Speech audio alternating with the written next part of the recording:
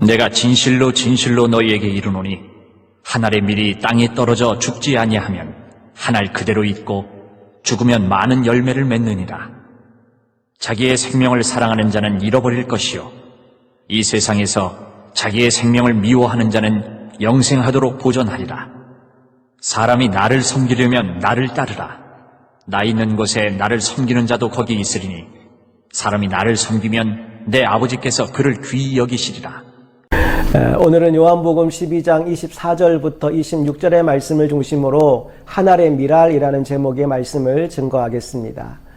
오늘 본문에서 예수님은 자신의 삶을 한 알의 밀알에 빗대어 말씀하고 계십니다. 자신이 밀알로 이 땅에 오셨고 밀알의 삶을 살아가셨다는 거죠. 그리고 그분을 믿고 따라가는 우리들 역시도 밀알의 삶을 살아야 한다라고 말씀하고 계십니다.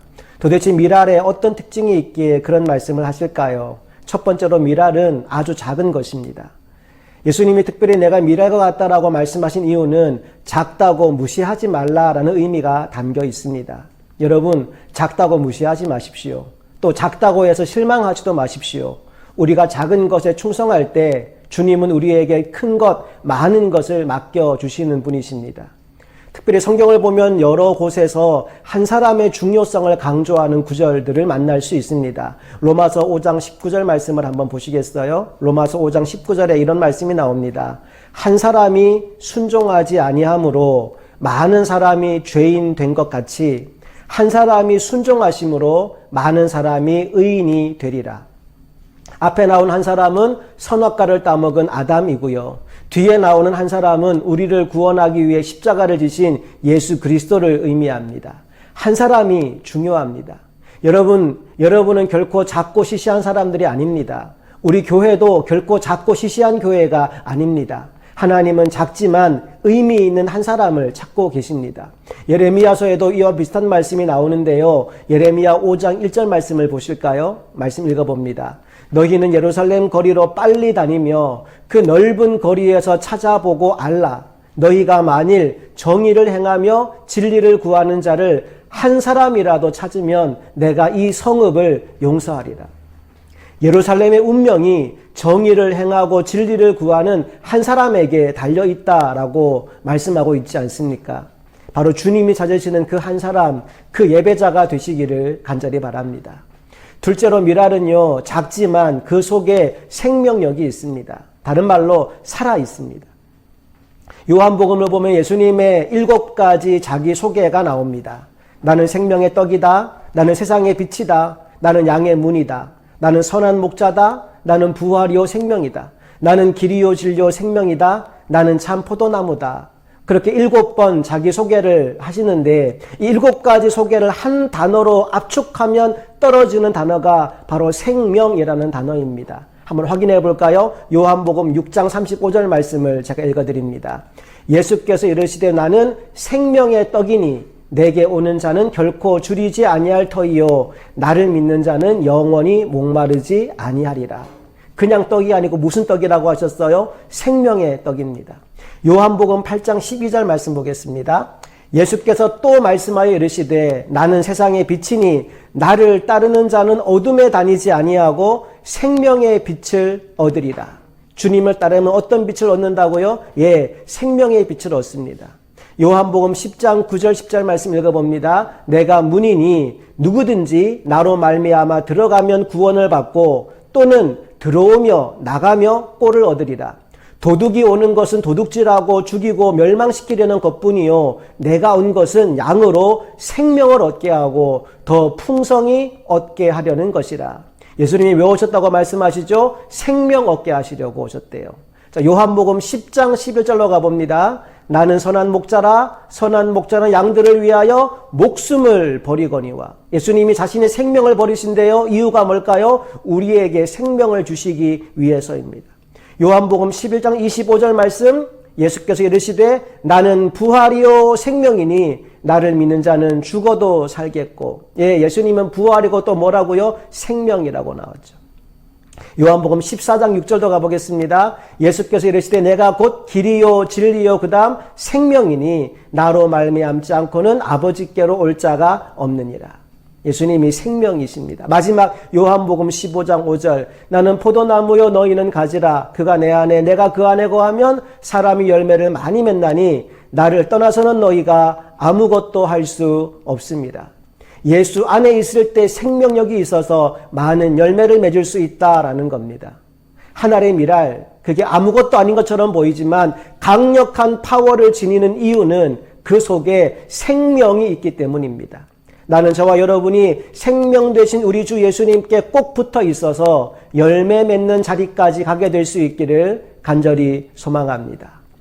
자, 미랄의 특징을 나누고 있습니다. 첫째 특징, 미랄은 작은 겁니다. 둘째 특징, 미랄에는 생명력이 있어요. 마지막 세 번째, 그 미랄이 생명력을 발휘하기 위해서는 반드시 뭘 해야 될까요? 죽어야 합니다.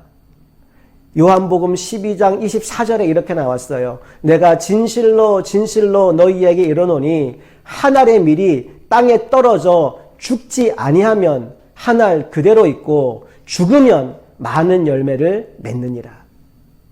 여기서 우리가 주목해 볼 만한 단어 두 개가 있어요. 하나는 떨어진다라는 말이고 또 하나는 죽는다라는 말입니다. 한 알의 미랄이 열매를 맺기 위해서는 먼저 떨어져야 하고 다음에는 죽어야 한다라는 겁니다. 이것을 예수님께로 그대로 가져와 보면 떨어진다라는 것은 하늘 보좌를 버리고 예수께서 이 땅에 내려오신 것을 의미합니다. 그리고 죽는다라는 말은 이제 곧 있을 십자가에서의 대속의 죽음을 의미합니다. 예수님은 떨어지셨고 또 죽으셨습니다. 그렇게 하신 이유는 다름 아닌 사랑 때문입니다.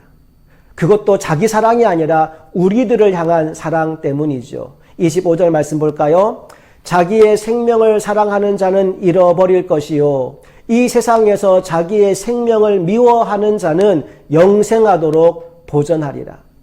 자기를 사랑하는 사람, 자기 생명 하나만을 애지중지하는 사람은 절대로 자기 것을 내어놓을 수가 없습니다. 그것이 시간이든 물질이든 생명이든 움켜쥐려고 하지 내놓을 줄을 모릅니다. 그런데 그렇게 움켜쥐고 있다고 해서 그것이 내 것 되는 건 아니죠. 누가복음 12장에 보면 어리석은 부자에 관한 비유가 나옵니다. 한 해 농사를 지었는데 풍년이 든 거예요. 소출이 풍성합니다. 무슨 생각을 하는 거 아니 이 곡식을 어디에 쌓아둘까 고민이 시작됩니다. 그래서 내린 결론, 곡간을 헐고 더 크게 짓자라는 겁니다. 거기에 잔뜩 쌓아두고 먹고 마시고 즐기며 살아야겠다라고 생각한 거예요. 여러분, 이게 왜 어리석은 걸까요? 예수님 이렇게 말씀하십니다. 누가복음 12장 20절 말씀 보세요. 예수께서 이르시되 어리석은 자여 오늘 밤에 내 영혼을 도로 찾으리니 그러면 네 준비한 것이 누구의 것이 되겠느냐 하셨으니 21절 자기를 위하여 재물을 쌓아두고 하나님께 대하여 부요하지 못한 자가 이와 같으니라. 예, 움켜쥐고 있다고 해서 그것이 내 것이 되는 게 아니라는 겁니다. 예수님은 주고 또 주고 주고 또 주시다가 자기 생명까지 주셨습니다. 자기 자신보다 우리들을 더 사랑하셨기 때문입니다. 오늘 우리가 그 사랑을 깨달았다면 우리도 그렇게 주는 사람들이 될 수 있기를 간절히 바랍니다. 이제 마지막 26절 말씀 볼까요? 사람이 나를 섬기려면 나를 따르라. 나 있는 곳에 나를 섬기는 자도 거기 있으리니 사람이 나를 섬기면 내 아버지께서 그를 귀히 여기시리라. 지난주 우리가 마리아의 위치를 주목해 보지 않았습니까? 성경 속에서 마리아는요, 등장할 때마다 주님 곁에 있었습니다. 한번 확인해 볼까요? 누가복음 10장 39절 말씀 보세요. 그에게 마리아라는 동생이 있어 어디 앉아 있어요? 주의 발치에 앉아 그의 말씀을 듣더니 주님 바로 앞에 있지요. 요한복음 11장 32절입니다. 마리아가 예수 계신 곳에 가서 배웠고 그 발 앞에 엎드려 이르되 주께서 여기 계셨더라면 내 오라버니가 죽지 아니하였겠나이다 하더라.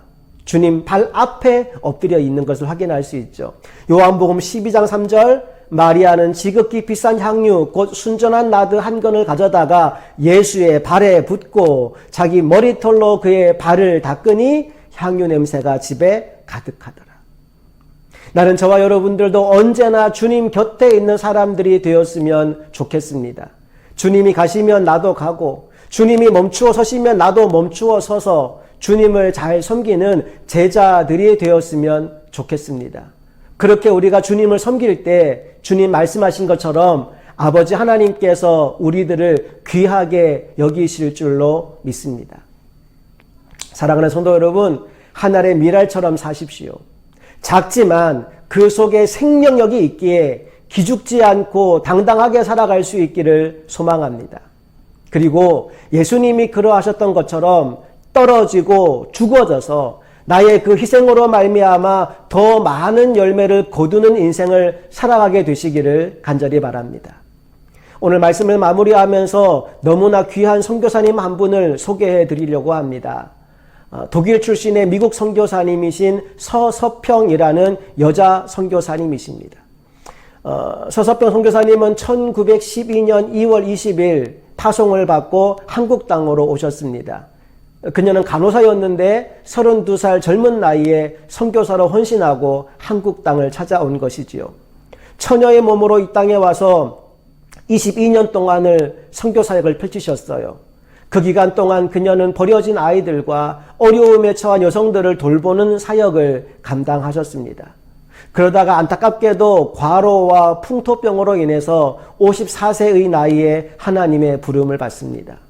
광주시 최초로 시민사회장으로 선교사님의 장례가 치루어지게 되는데 그때 따라오던 모든 무리들이 그녀를 어머니, 나의 어머니라고 부르며 통곡했다라고 합니다. 장례가 다 끝난 이후에 그녀의 유품을 정리하는 가운데 머리맡에 붙여놓았던 종이 한 장이 발견되었다고 해요. 거기에 이렇게 적혀 있었습니다. Not success, but service. 성공이 아니라 섬김이라는 말입니다. 많은 사람들에게 있어서 인생의 목표는 세상에서의 성공입니다. 그러나 그녀의 인생의 목표는 성공이 아니라 섬김이었다라는 겁니다. 바로 이것이 예수님의 삶이었고 바로 그것이 하늘의 미랄이 감당해야 할 사명입니다. 그 사명을 누구보다 잘 감당하는 저와 여러분이 될 수 있기를 간절히 소망합니다. 함께 기도하겠습니다. 하나님, 미랄은 작은 것입니다. 우리가 작다고 해서 힘을 잃어버리거나 낙심하지 않을 이유는 그 작은 미랄이 생명력을 가질 때 수많은 열매를 맺을 수 있는 가능성을 가지고 있기 때문입니다. 우리가 작지만 생명, 예수 생명 가진 자들이 되게 하여 주시옵소서. 특별히 예수 생명은 떨어져 죽을 때 열매를 맺는다 하였으니 내가 떨어져 죽을 그 자리에서 아낌없이 희생하고 헌신하여서 풍성한 열매를 맺는 주인공들이 다 되게 하여 주시옵소서. 감사하며